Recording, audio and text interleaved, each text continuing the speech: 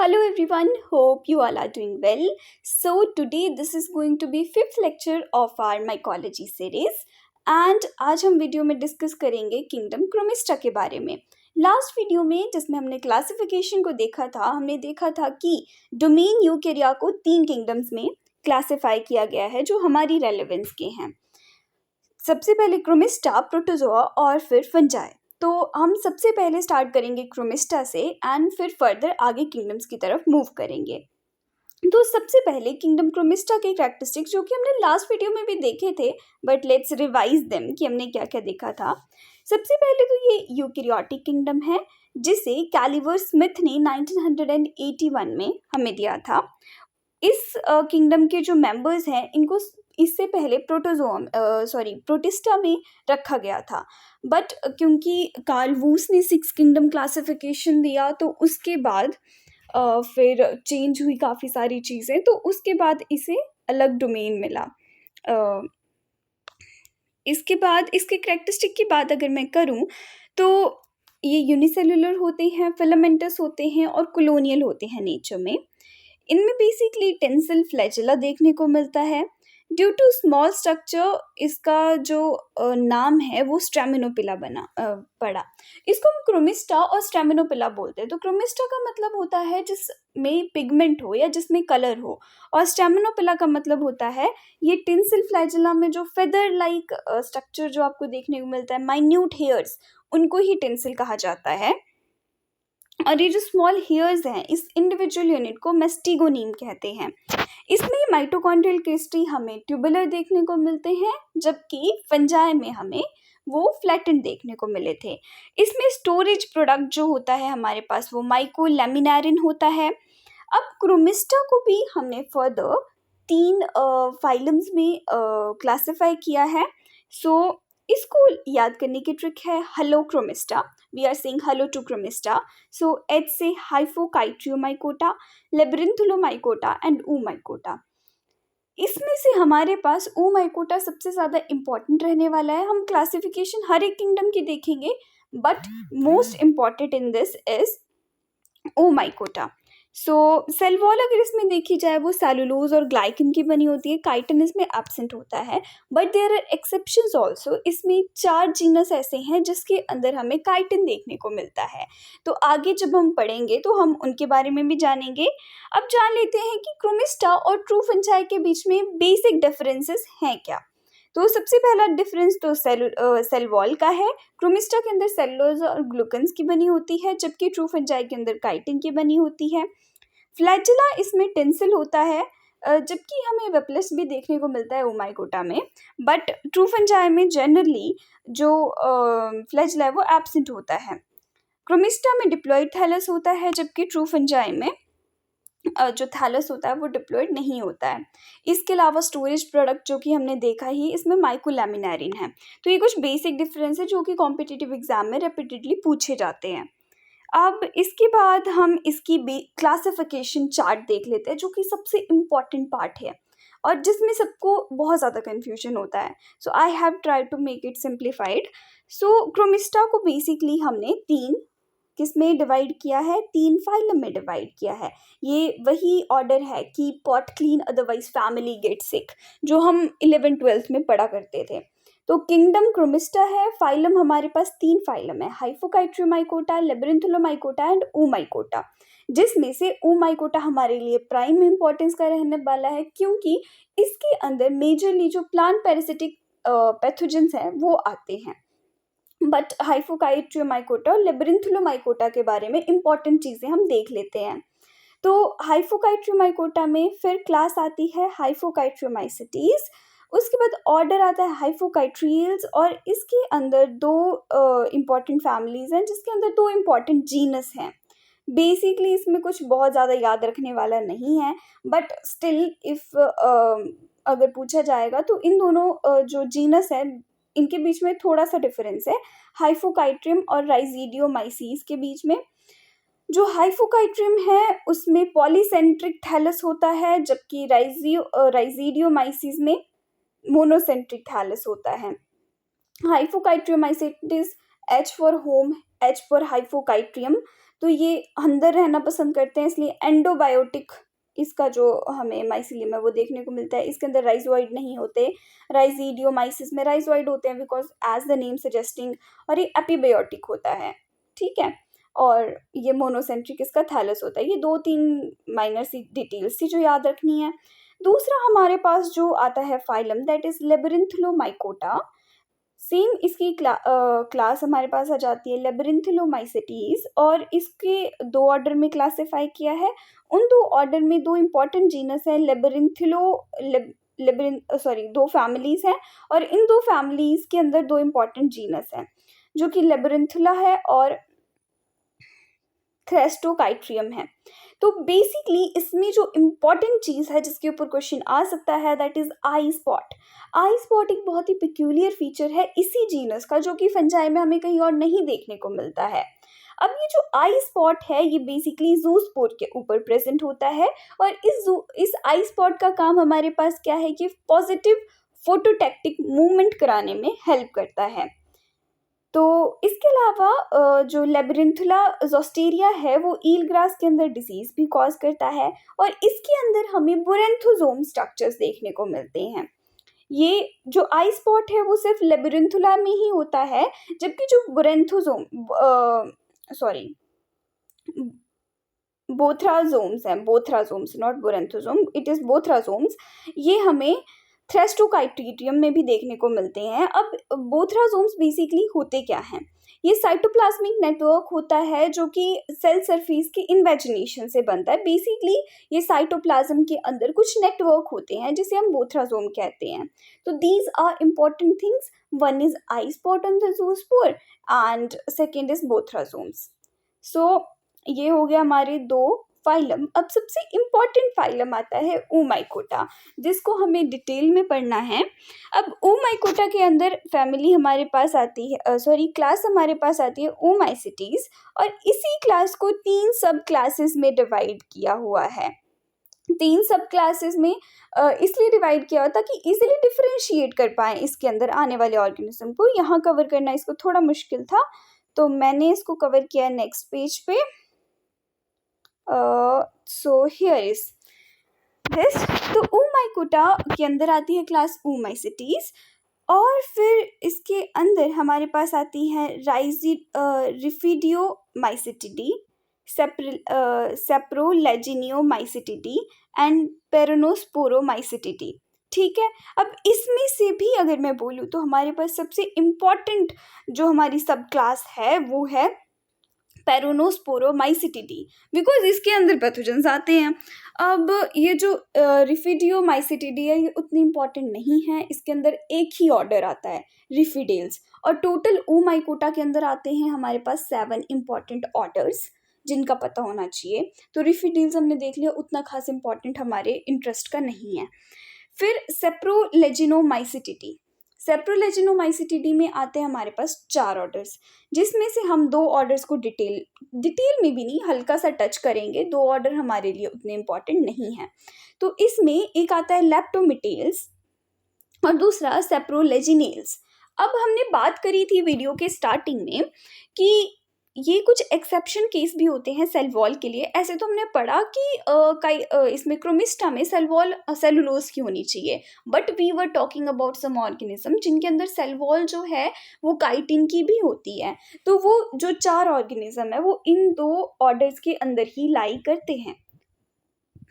तो बेसिकली जो हमारा लेप्टोमिटेल्स है उसके अंदर फैमिली लेप्टोमिटेसी आती है, और लेप्टोमिटेसी के अंदर 2 इम्पॉर्टेंट जीनस आते हैं हमारे पास, ठीक है। अब इसमें ये जो चारों आपको जीनस दिख रहे हैं, इन चारों में जो सेल वॉल होगी वो काइटिन की बनी होगी, जो कि एक्सेप्शन है, और ये कई बारी कॉम्पिटिटिव एग्जाम में आ जाता है कि क्रोमिस्टा में ऐसे तो सेल वॉल इसकी होती है, हमारे पास सेलुलोज की होती है, but there are exceptions. So who are those exceptions? So let's start from leptomitis. We will study in detail this leptomitales, saprolegionales, and these 3 orders which are very important, pithiales, peronosporales and albuginales. इसके बारे में अगर आपने pathology पढ़ी है तो आपने Pythium कितनी सारी डिसीजेस देखी हैं, फाइटोपथोरा कितनी सारी डिसीजेस देखी हैं, और Albugo Candida the most famous जो कि वाइट रस्ट ऑफ क्रोसिफर कॉज करता है, उसके बारे में भी सुना हुआ है। तो ये सारे इसी में आते हैं। और एक और बात, क्योंकि इन सब की सेल वॉल जो है वो किसकी बनी हुई है, वो बनी हुई है सेलुलोज की।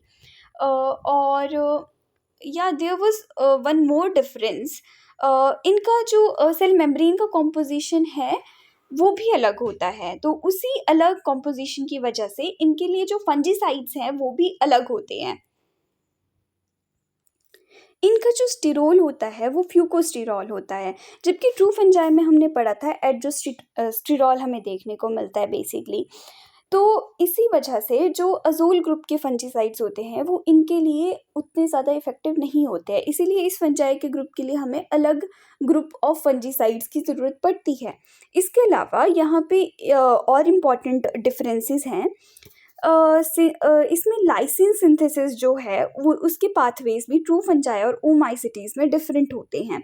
ट्रू फंजाई में अल्फा अमीनो एसिड पाथवे होता है, जबकि जो ओमाइसिटीज़ है उसके अंदर हमें देखने को मिलता है डाई अमीनो एसिड पाथवे। और इसके अलावा स्टोरेज प्रोडक्ट जो कि हमने देखा पूरे ही क्रोमिस्टा में माइकोलैमिनेरिन है, उसमें तो कोई डिफरेंस नहीं है, बट जो हमारी ओमाइसिटीज़ है ये कैसे डिफ़र कर रही है ये बहुत इम्पॉर्टेंट है। तो लेट्स स्टार्ट। अब सबसे पहले हम इम्पॉर्टेंट ऑर्डर्स को कवर करना शुरू करते हैं। तो दिस इज़ जो हमने पढ़ाई वही रिपीटिशन है ये। अब ओमाइकोटा की बात करूँ तो उसमें हमारे पास 8 ऑर्डर इम्पॉर्टेंट आते हैं, और उनके अंदर 27 फैमिलीज, 92 जेनरा, मतलब बहुत बड़ा है हमारा किंगडम और इम्पॉर्टेंट है। ओमाइकोटा जो है उसके कुछ इम्पॉर्टेंट फीचर्स हैं। सबसे पहला, ये डिप्लॉइड नेचर में होता है, जो कि हमने क्रोमिस्टा में भी देखा था। अब ओ का मतलब क्या होता है, एग होता है, तो इसे egg fungi, pseudo fungi, zoosporic fungi, इन सब नामों से जाना जाता है। अब इसकी जो सेल वॉल है वो सेलुलोज और हाइड्रोक्सी प्रोलीन की बनी होती है, ठीक है। और काइटिन की हमने ये देखा ही था, इन चारों में बनी होती है, अकाइला, एपोडोकाइला और डिसैप्रोलेजनिया, ठीक है। इसके बाद इसके अंदर जो माइसीलियम होता है वेल डेवलप्ड ब्रांच फिलामेंटस होता है, ये मोस्टली एक्वेटिक होती है, और कुछ मेंबर्स जो होते हैं वो सॉइल में भी ग्रो कर सकते हैं, ठीक है। और फिर इसके अंदर बाइफ्लैजिलेट जूस पोर देखने को मिलते हैं, क्रोमिस्टा के अंदर हमने देखा था। मतलब वैसे बेसिकली जो हमने बाकी देखे, जो सबसे पहला किंगडम हाइफोकाइट्रियोमाइकोटा देखा, उसमें सिर्फ एक ही जो था हमारे पास प्रेजेंट था, फ्लैजिला। इसके अंदर 2 फ्लैजिला प्रेजेंट होते हैं, जिसमें एंटीरियर जो होता है वो टेंसिल होता है, पोस्टीरियर विप्लैश होता है। विप्लैश थोड़ा शॉर्टर होता है, टेंसिल लॉन्गर होता है। रिप्रोडक्शन सेक्सुअल और एसेक्सुअल दोनों होता है।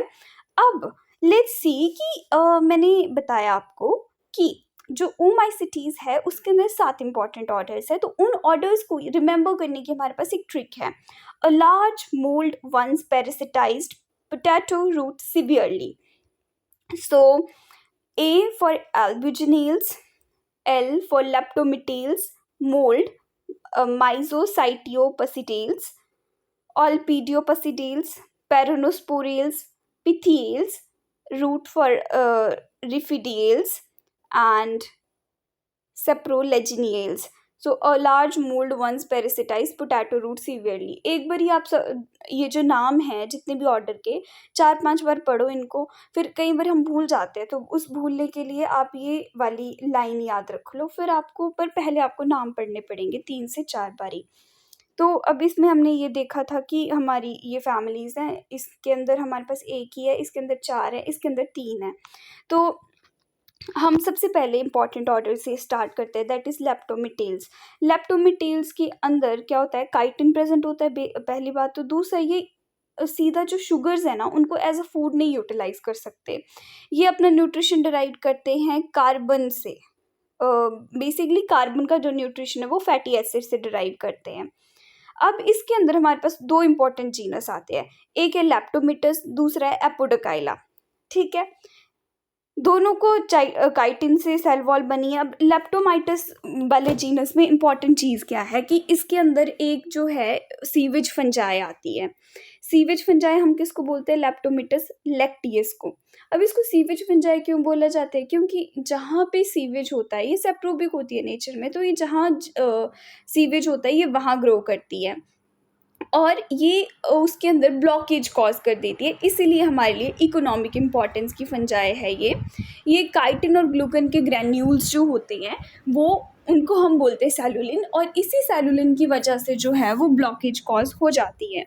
इसमें जूस स्पोरेंजिया जो बनते हैं वो बेसिपिटल सक्सेशन में बनते हैं। तो यही इसमें सीवेज फंजाई वाला जो पॉइंट है वो बहुत इंपॉर्टेंट है।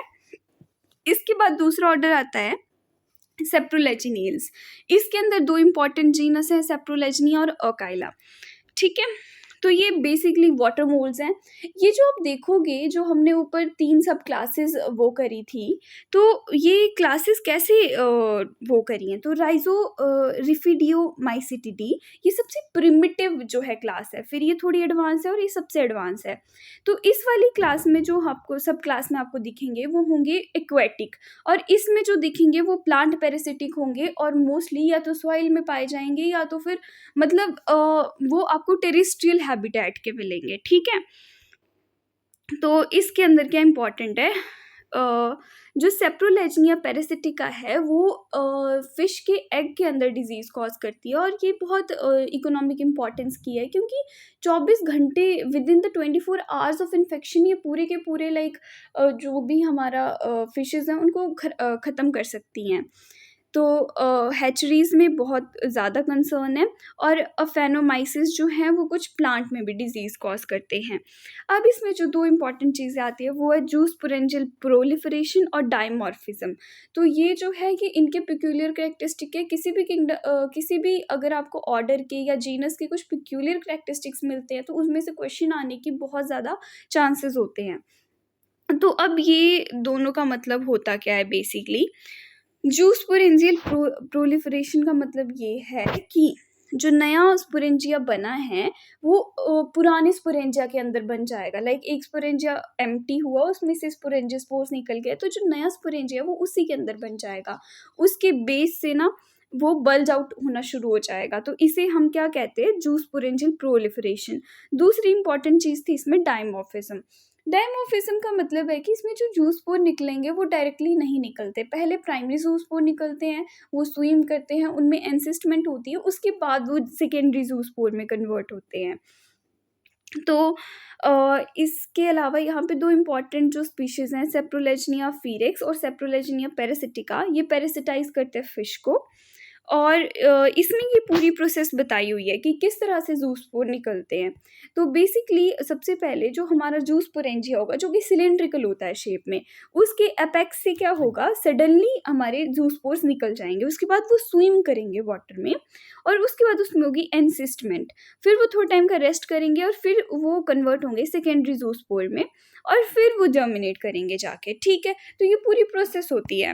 अब दूसरा जीनस एकाइला है, इसमें एकाइला में बेसिकली ये भी पैरासिटाइज करता है फिशेस को और सेप्रोबिक होता है, पर डिफरेंस कैसे आता है सेप्रोलेजिनिया और एकाइला में कि एकाइला में हमें जो है जूस्पोर वो डायरेक्ट रिलीज़ हो जाते हैं, उसमें कोई प्रोसेस नहीं होती कि पहले रिलीज़ होंगे, स्विम होंगे, फिर कन्वर्ट होंगे। ठीक है, तो इसमें हमें ये नहीं देखने को मिलता है, इसके अंदर फ्लोटिंग पीरियड नहीं होता है, और बेसिकली इसमें हेट्रोथैलिक सेक्सुअल रिप्रोडक्शन देखने को मिलता है, जबकि सेप्रोलेजिनिया में होमोथैलिक देखने को मिलता है।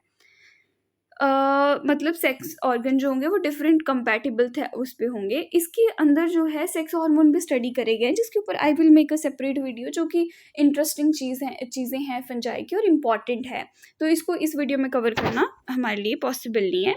हेम्प सीड और डेड फ्लाई का हम यूज़ करते हैं एज अ बेट। अब बेट क्या होता है? जैसे हम मछली को पकड़ने के लिए आटे का यूज़ करते हैं ना, आपने वो देखा होगा, तो उसी तरह से कई फंजाइज को पकड़ने के लिए, कैच करने के लिए हमें बेट का यूज़ करना पड़ता है। मतलब शिकार करने के लिए कुछ एक चारा डालना पड़ता है, तो वैसे कुछ फंजाई के केस में भी होता है, तो हेम्प सीड और डेड फ्लाइज के केस में यूज़ होती है।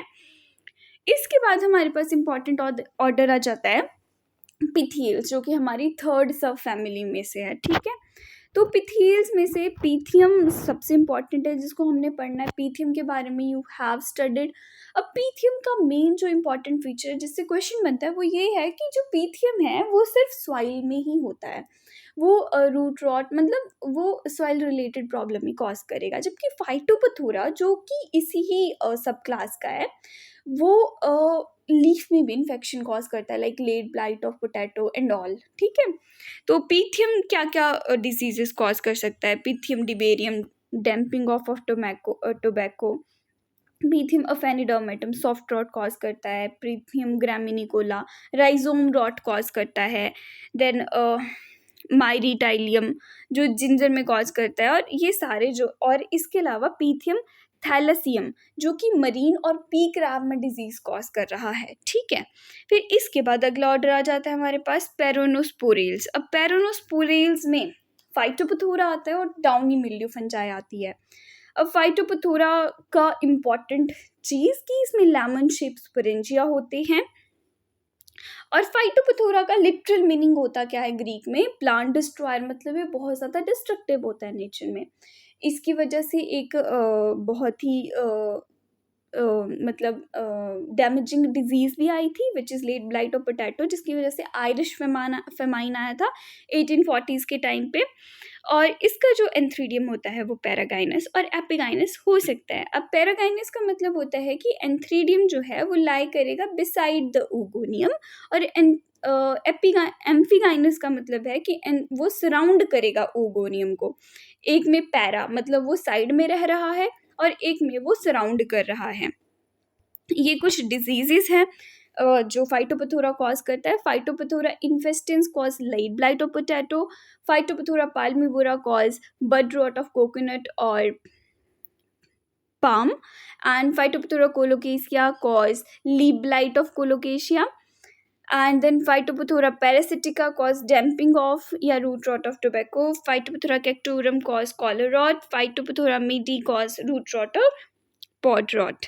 ठीक है, तो ये देख रहे हो आपकी, ये सिर्फ सॉइल से एसोसिएटेड नहीं है, ये आपके फोलियो पार्ट्स में भी डिजीज कॉज करता है। इसके बाद एल्ब्यूजिनिल्स आ जाता है।